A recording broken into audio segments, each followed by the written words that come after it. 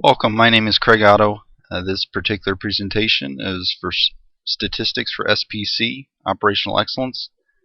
Today we're going to talk about probability. First of all, many students will probably want to know, what do I need to have for this particular lesson. Mainly in this one, you can use Excel or calculator. Sometimes, certain situations dictate Excel and others dictate calculator. What I prescribe for students is that if they're going to be taking exams, for instance through American Society of Quality, then you should probably know how to do a lot of this on the calculator, and I recommend the TI-83 Plus. And in industry, though, I would say you probably use Excel more. So to me, you got to know both ways. Okay, so let's get started. First off, there's two types of events when you talk about probability. One is a simple event, and the other are compound events. Let's talk about simple events first. With a simple event, what that means is it's the probability of event means that the number of favorable outcomes divided by the number of total outcomes. So in other words, if you're playing sports and right before the game they flip a coin to see who gets the ball first, you're guessing, heads or tails. Or in this case here, you have a true or false question.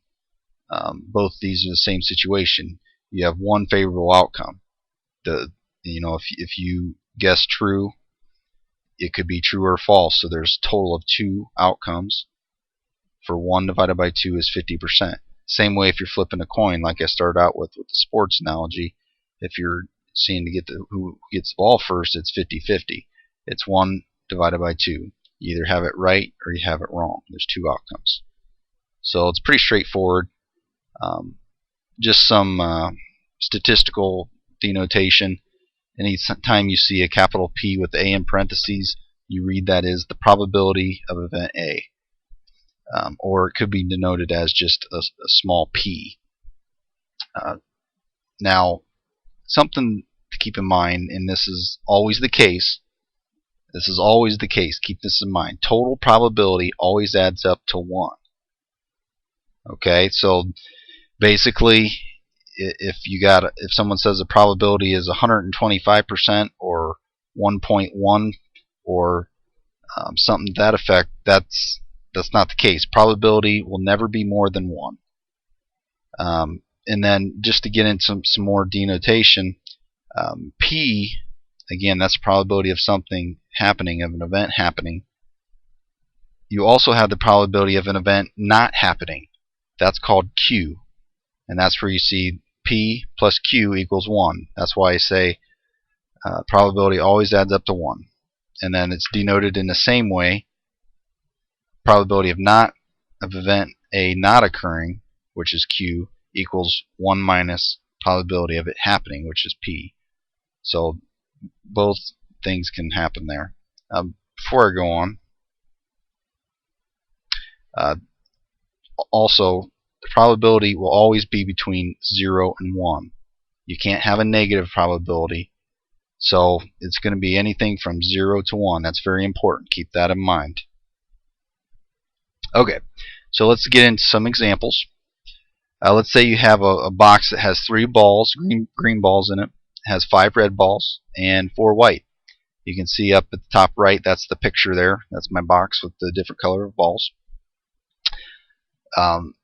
Let's do some terminology again. Sample space. If I say what is the sample space, what that means is what are the total outcomes possible. And the way that you get that is you just count up the different possibility or possible outcomes in that.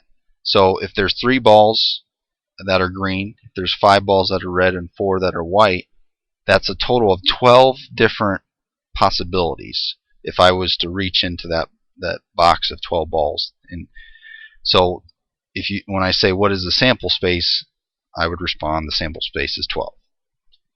Now, another question might be is what is the probability of pulling a green ball? Now the way that you get that, and you can see the connotation here, the probability of green equals the total number of green balls, which is 3, divided by my sample space, which is 12. So 3 out of 12. Now I'm not going to get hung up in making everyone type the decimals out, 25% in that case. I just want to make sure you know the process. So I'm not going to get hung up on decimals. A lot of on your quizzes and things, I'm probably just going to have a quotient there, not an actual decimal. So keep that in mind too. If I ask what's the probability of pulling a red ball, the probability of a red ball is 5 out of 12, because there's 5 total red balls and the sample space is 12. And white, the same thing. It's 4. There's 4 possible white balls that you can pull out of the 12. So there's your probability. And I want you to realize that the total probability is what? 3 plus 5 plus 4 is 12 divided by 12. The probability is 1. You can see it's never going to go over 1. Okay. Alright, now, so that was simple events. Now I want to talk about compound events. This can get tricky, but if you follow the flow charts that I have on this presentation, it should make it fairly easy for you to just walk down that path. And again, it can get tricky, but I promise I'm not trying to trick you. We have 2 types of compound events. One where events happen together, and then one where we're saying an event happens or another event does. And the English language here is key. You really got to pay attention to whether it's an and or an or. And you can see on the flow chart here, events that happen together is an and if one event or another happens, that's an or. So pay very close attention to that, because that's important. We're going to walk down this path first, the and path. Okay? Alright, so as we walk down the and path, you can see at the top of the flow chart here, so these are things that happen together. Well, there's still something else you need to ask yourself. One is, are the events independent? And what that means is, if something's independent, it means the outcomes of the two have nothing in common. They're just not in common. Whereas a dependent event means that the changing of one event affects the other event. Okay, so that's where you have to ask the question, are they independent? If they are, then you follow this path on the left side of the flow chart, and if they're not, you follow the path on the right side. Okay, so if something, 2 events are independent, we just take the probability of the first event, which is A, and multiply it by the second event, which is B. Simple enough. You just multiply the numbers. Now, if they're dependent of one another, you have to multiply them still, but you have to basically see how it's affected, and you multiply times A, given that the probability of B has occurred, or vice versa. And I'll explain what that means here in a second. You can kind of see it on the right side of the flow chart. What is the probability of drawing a heart on the first pick out of a deck of cards, and then the probability of getting a spade on a second pick. See, when you have 52 cards, the probability of getting a heart is 13 out of 52. There's basically 1/4. But you multiply that, but the second time you go to pick, there's only 51 cards left, because you don't replace that first card. Does that make sense? So that's why it's dependent, because you've removed that card that you pulled, that heart. You assume that heart came up, and then on the second pick, what you do is you just take, alright, how many spades do I have? Well, on the first pull, you didn't pull a spade, you pulled a heart. So you still have 13 of those in there. And then you have to divide it by 51, because you only have 51 cards left. So that's how you get that probability. Alright, let's get into this. Get some examples going. First of all, you have 2 paired dice. And you have to ask yourself, are they independent? And the answer is yes. And the reason for that is you roll one die and you roll another, and the two do not affect each other. You're going to get what you get on both of them. Okay, so if I ask what's the probability of getting a 5 on each die, well, there's 6 in the sample space. In other words, there's 6 sides of the die, and the probability of getting a 5 on it is just 1 out of the 6. And if I said I wanted to get a 5 on each of the die, that's 1 out of 6 times 1 out of 6, because it's an independent event. So you multiply that, that's 1 out of 36. Okay? What is the probability of getting less than 3 on one die and greater than 2 on another? Alright, so less than 3. That means 1 is less than 3 and 2 is less than 3. But 3 is not. So you have two outcomes there, 1 and 2, divided by 6, which is sample space. Alright, and then on the other die, we said we want to get greater than 2. So greater than 2 means 3, 4, 5, and 6. There's 4 outcomes there. So 2 out of 6 times 4 out of 6 is 8 out of 36, or if you reduce that, would be 2 out of 9. Okay, let's take another example. A dice and a deck of cards are independent. They don't depend on each other. The outcomes do not affect each other. So that's how we know it's an independent event. So what is the probability of rolling a 5 or greater? So 5 or greater means 5 and 6. So that's 2 out of 6. And notice the words and. That's how you know it's multiplication.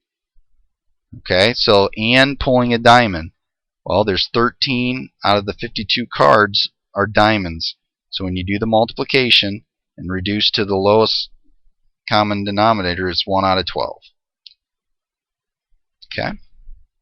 All this can be done on the calculator or in Excel, the math on this. What is the probability of rolling any number but 1 and drawing a face card? So any number but 1 means exactly what it says. So there's 5 other numbers on the die besides 1, so that's 5 out of 6. And means multiply. Or, if you ever see or, that means addition. Okay, so you're multiplying, drawing a face card. A face card, there's actually 12 face cards. There's 4 jacks, 4 queens, 4 kings. That's 12 altogether out of a sample space of 52. You do the math, and it comes out to 5 out of 26. Okay, so those are independent events. Now let's talk about dependent. Okay, you have 10 known bad parts in a lot of 100. Now, if you're pulling 2 parts, that's going to be a dependent event, because if you pull one out, now the probability will change for the next one that you pull out. So what you do is, what is the probability of getting 2 bad parts pulled in a row? So the first time you pull, you have a probability of getting 10 out of 100, because you have 10 known bad parts divided by 100. But now you assume that you get the bad part. Okay, so you assume you get the bad part, one of them out.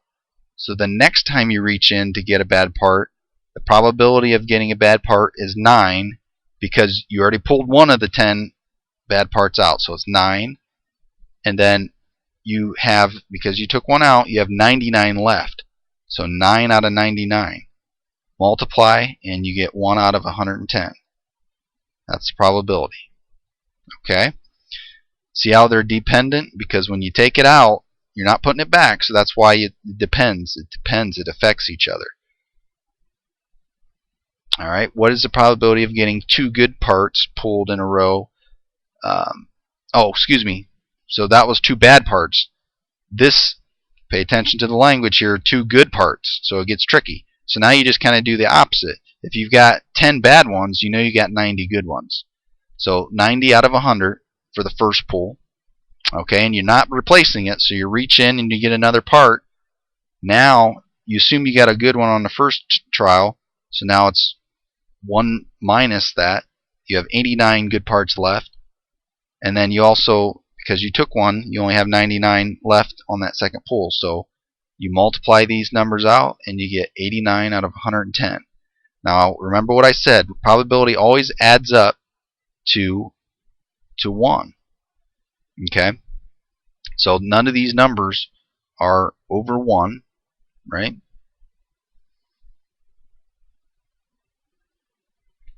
Okay, let's go to the next one.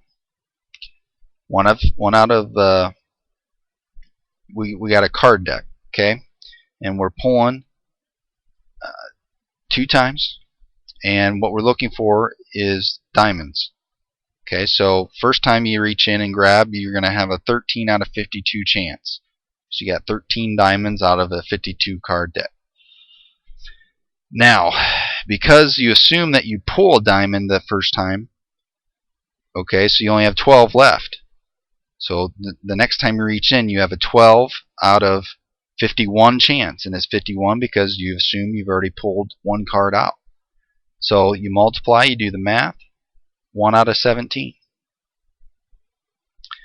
The second question, what is the probability of pulling 2 aces in a row? Okay, so there's only 4 aces in the deck, so the first pull is 4 out of 52. You multiply by, okay, assume you pulled an ace the first time. Okay, so you multiply times 3 because you have 3 left, divided by the 51 because you've pulled a card out from the 52. And when you do the math, it's 1 out of 221. The key thing to remember on this is you're always assuming you pull what the question says. So if it says you're pulling a diamond, you assume that you pulled a diamond that first pull. If it says you're pulling an ace, you assume you pulled the ace. Same way with the good and bad parts. Whatever you assume, that's what you pull. So, okay. Oops.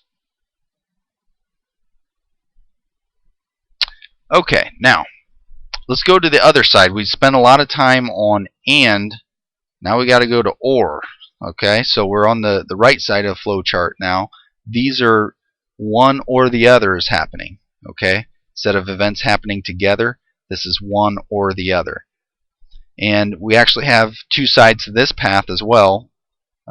We have to ask ourselves, are the events mutually exclusive, meaning they do not have an intersecting point, and I'll kind of explain what that means in a second, or do they have points where they intersect? You see the Venn diagrams here.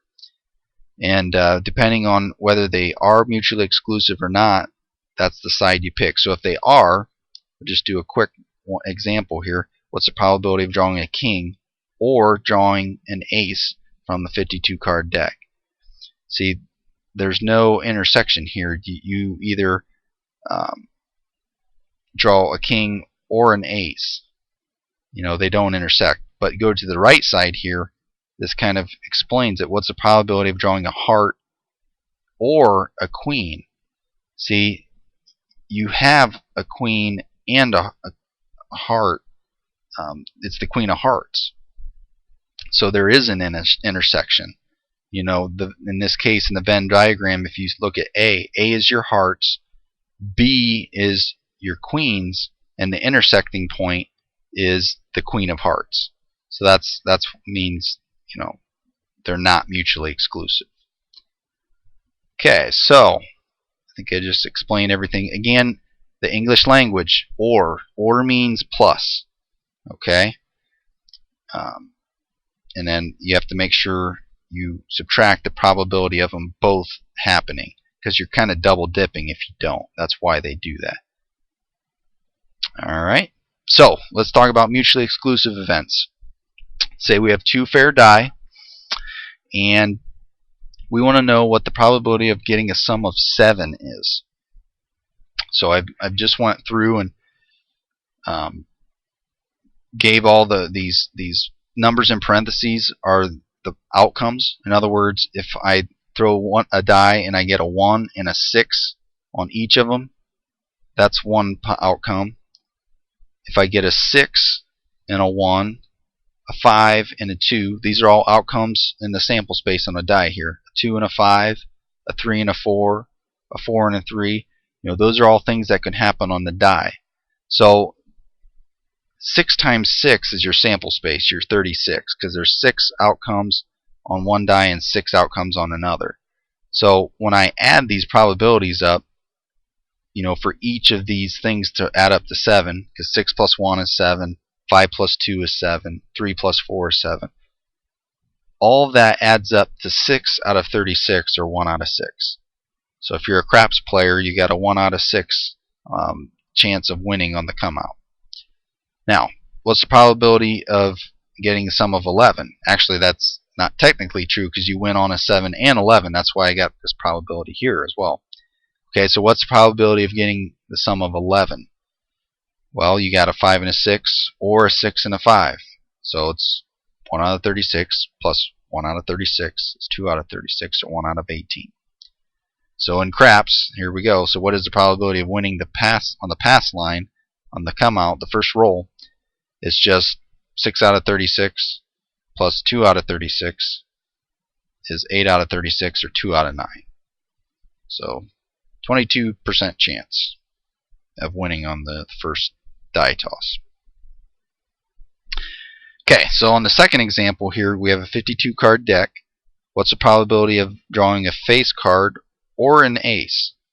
So you got 12 face cards out of 52, plus you have 4 aces, and they don't intersect. Aces are not considered face cards. That's why these are mutually exclusive.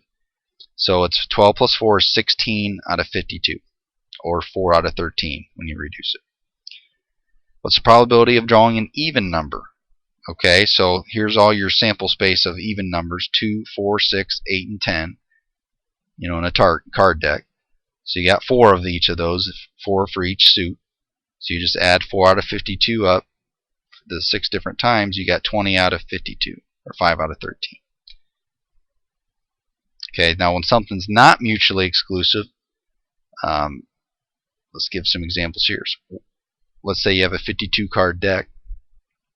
What is the probability of a heart or an ace? So you have 13 hearts out of 52. You have 4 aces out of 52. So you add those together, but then you got to take out the ace of hearts because you've already included it in the probability already.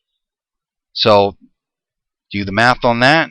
Comes out to 4 out of 13. What's the probability of drawing an even number or a spade? So you got to count up all the even numbers. Alright, so you got 5 different even numbers, but you got 4 of each suit, so you add those up. So that's 20 out of 52. And then what you got to do is probability of getting a spade is 13 out of 52. Okay, so here's the first part, 20 out of 52. That's for getting an even number. 13 out of 52 is for the spade. Okay, so you add those up. So 20 plus 13, 33 out of 52. But now you have the even spades you got to subtract out. So the way that you do that is you have the original number, subtracting out, and you just multiply them times each other. So 20 out of 52 times 13 out of 52 is 5 out of 52. So you take 33 minus the 5 out of 52 is 28 out of 52, or 7/13. Okay? Not, it's tricky, but if you just follow the process, it's not too bad.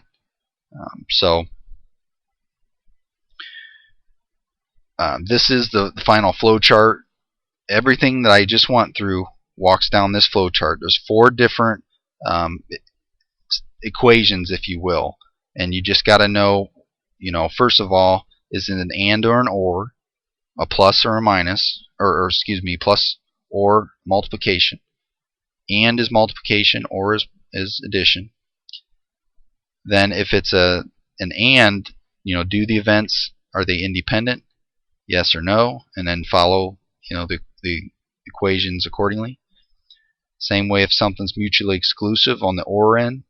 If it is, you just add them together. Pretty simple. If it's not, that's where it gets kind of tricky. You have to add them together, but then subtract out them multiplied times each other. So kind of tricky there, but as long as you're paying attention to what you're doing, you should be fine. And that concludes this lesson on probability of events.